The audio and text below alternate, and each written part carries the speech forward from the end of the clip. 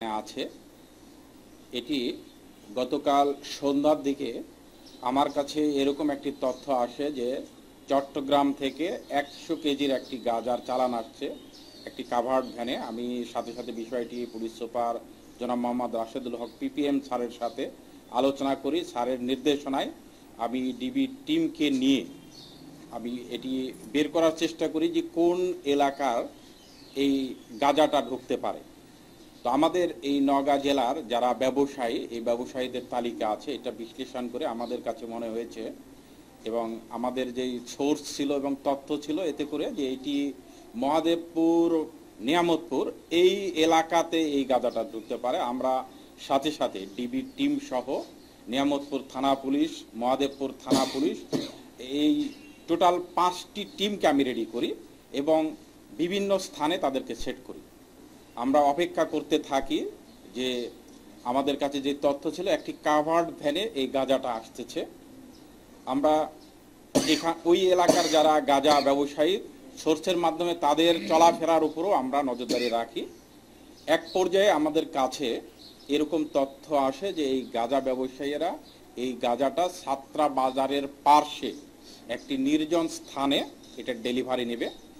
আমরা এই এলাকাটাতে আমাদের অবস্থান নেই, কিন্তু এলাকাটা ছিল অত্যন্ত দুর্গম, যেখানে কোনো বসত বাড়ি নাই, একেবারে ফাঁকা জায়গা এবং উভয় দিকে এখন খোলা মাঠ, ধান টান কোনো কিছুই নাই।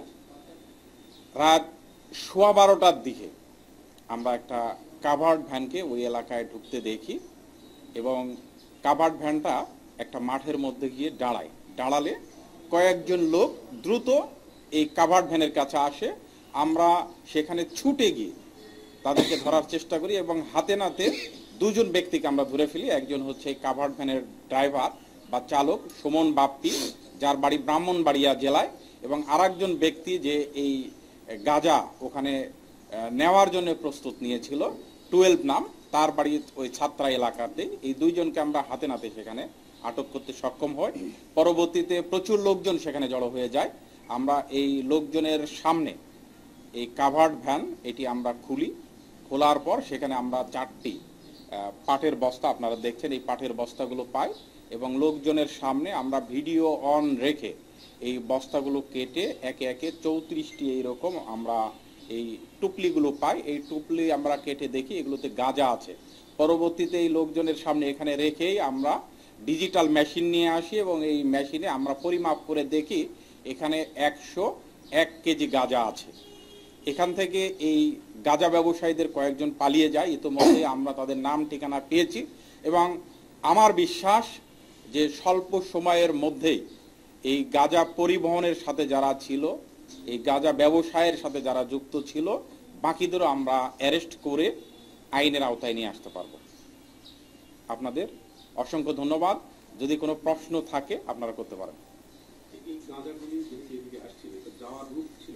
এটা আপনার ছাত্রা এলাকাতে বিক্রি হতো, ওইখান থেকে এরা বিভিন্ন খুচরা যারা বিক্রেতা তাদের কাছে এরা পরিবহন করত। এটি আমরা যাদেরকে ধরেছি এদের তথ্য, আমরা আরও তথ্য পাওয়ার জন্য ধৃত ব্যক্তিদের আমরা রিমান্ড চাইব, যাতে করে ব্যাপক জিজ্ঞাসাবাদে এটির পিছনে আরও কারা আছে, কারা বাংলাদেশের এই গাঁজাগুলো ঢুকিয়েছে, কারা পরিবহন করছে এবং কারা এই জায়গাতে রিসিভ করে আর কোন কোন ব্যক্তির কাছে বা কোন কোন এলাকায় দিত, এই বিস্তারিত বিষয়গুলো আমরা তাদেরকে রিমান্ডে নিয়ে এসে জিজ্ঞাসাবাদ করে আমরা বের করব।